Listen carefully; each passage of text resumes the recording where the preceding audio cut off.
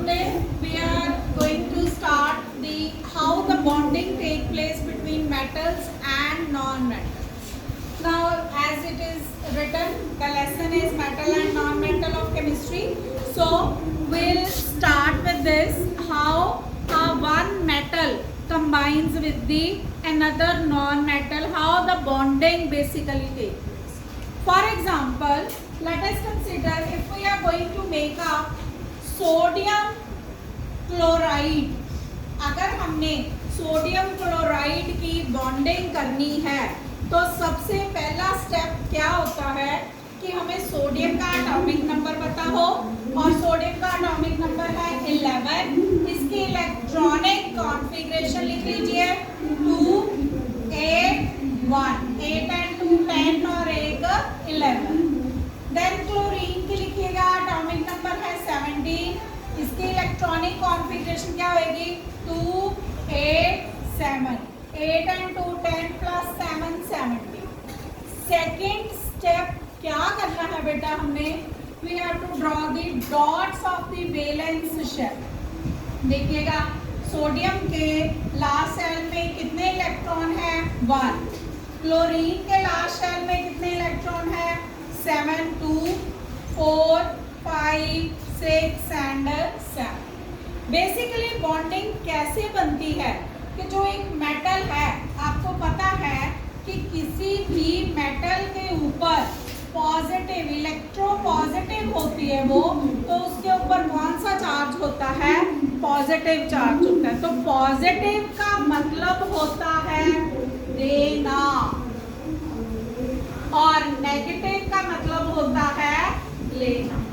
इसका मतलब है कि ये इलेक्ट्रॉन इजीली दे सकती है और ये इलेक्ट्रॉन इजीली ले सकती है। तो क्या होता है बेटा, सोडियम एटम कहता है, सोडियम मेटल है जो कि सॉफ्ट मेटल है, आपको पता ही है, वो कहती है भाई तू मेरे से एक इलेक्ट्रॉन ले ले आराम से। तो ये क्या करती है, एक इलेक्ट्रॉन इसको दे देती है। तो इसके ऊपर कौन सा चार्ज आ जाता है पॉजिटिव, और इसके ऊपर कौन सा चार्ज आ जाता है नेगेटिव, क्योंकि इसने एक इलेक्ट्रॉन जो है वो क्या कर लिया है ले लिया। तो जो फॉर्मूला हमारे पास आ जाता है वो कौन सा बन जाता है सोडियम क्लोराइड का। इस तरह की जो बॉन्डिंग होती है, इस बॉन्डिंग को हम नाम दे देते हैं आयनिक बॉन्ड, क्योंकि अगर आपको दिख रहा है तो इसमें आयंस बने। मैंने अभी बताया कि सोडियम के पास एक इलेक्ट्रॉन था लास्ट शेल में, इसने एक इलेक्ट्रॉन इसको दे दिया, तो इसके ऊपर कौन सा चार्ज आ गया पॉजिटिव। इसके पास 7 इलेक्ट्रॉन थे, इसने अपना ऑक्टेट पूरा करने के लिए इसको एक इलेक्ट्रॉन चाहिए, 8 करना था इसने एक इलेक्ट्रॉन इससे इजीली ले लिया। तो ये कौन सी स्ट्रक्चर बन गई हमारे पास सोडियम क्लोराइड। एक और एग्जांपल देखें, MgCl। सबसे पहले मैग्नीशियम, इसका एटॉमिक नंबर कितना है 12, 2 8 2, इसके लास्ट में 2 इलेक्ट्रॉन्स हुए। फिर है क्लोरीन 17 अगेन 2 8 7, इसके लास्ट में कितने हो गए 7। तो मैग्नीशियम की डॉट ड्रॉ दीजिएगा 2 इलेक्ट्रॉन, क्लोरीन की डॉट ड्रॉ दीजिएगा 7 इलेक्ट्रॉन। ये कहता भाई मुझे इलेक्ट्रॉन दे दे, तो मैग्नीशियम ने इसको कितने इलेक्ट्रॉन दिए 2। ठीक है, 2 इलेक्ट्रॉन देगा तो कुछ बनेगा नहीं। इसका क्या हो जाएगा, इसके पास 7 है, इसने एक यहाँ से ले लिया तो इसके पास तो 8 हो गए, एक और दे दूंगी तो इसके पास 9 हो जाएंगे।